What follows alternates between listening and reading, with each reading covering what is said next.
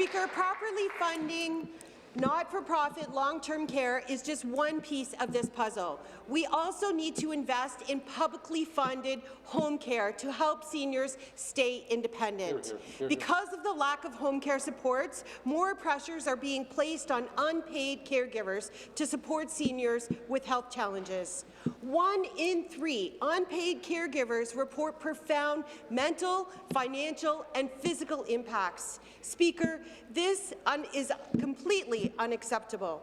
Higher rates of caregiver distress signal the real need for more effective home care services and community supports. We need to make these investments to reduce the stress of caregivers and help them provide proper care for those they care for who wish to stay at home. Can the Premier tell us what his government is doing to increase home care options for seniors and supports for their caregivers? Deputy Premier and Minister of Health. Very much, Speaker. And yes, I'd be happy to tell you about the supports that we've been putting into place to increase home care supports for seniors and other people needing home care services. Because we had heard from people that the system was broken, it was antiquated, it hadn't been reviewed since the 1990s, and that's why we have taken action to modernize home care and community care with Ontario Health teams poised to take on its delivery over the next coming years.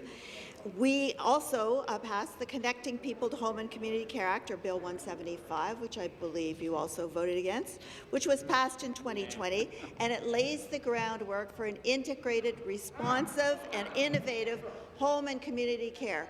But it's not just that. We've put money into it as well. We are investing an additional $548.5 million into 3 years for the home and community sector, and there's more to do with respect to what we're doing with the human health care workers as well. Thank you, Speaker. My question to the Premier. Over half of families in Hamilton are being denied access to essential home care services because of the home care worker shortage that this government has allowed to happen.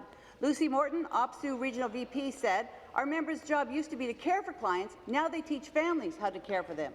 This is dire, especially for families in my riding, like Peter and Linda. These home care supports provide dignity and essential care, but when there are no workers available, they put Linda's health at great risk. Peter and Linda are not alone. Over half of the requests for home care in this province are going unmet. So the people of Ontario do not need any histrionics from this government. They don't need to hear more pats on the back. This government recently said no to our Opposition Day motion to invest in a home care system that would allow people to live at home in dignity. When will this government act to address this urgent crisis in home care for the people in Hamilton and the people of Ontario that need your help now? Minister of Health. Speaker, and I would say to the member opposite, we are already taking action to deal with our home care system because we have heard from people that in the past it didn't respond to their needs. We're modernizing the system. It's outdated. That's why we brought the Connecting People to Home and Community Care Act, which is going to form the foundation for the modernization of the system to provide integrated patient-centered care to people. We know that many people are waiting for long-term care spaces. Many people are also needing home care for wound care and other care. That's why we are training nurses specifically to be able to deal with wounds, which forms up to about 25 to 30% of all the home care that's required.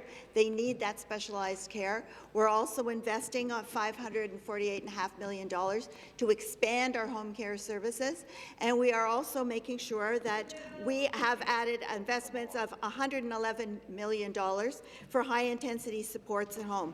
So we are already building a connected 21st century home care system that's going to serve the citizens of Ontario from now and for many, many years to come.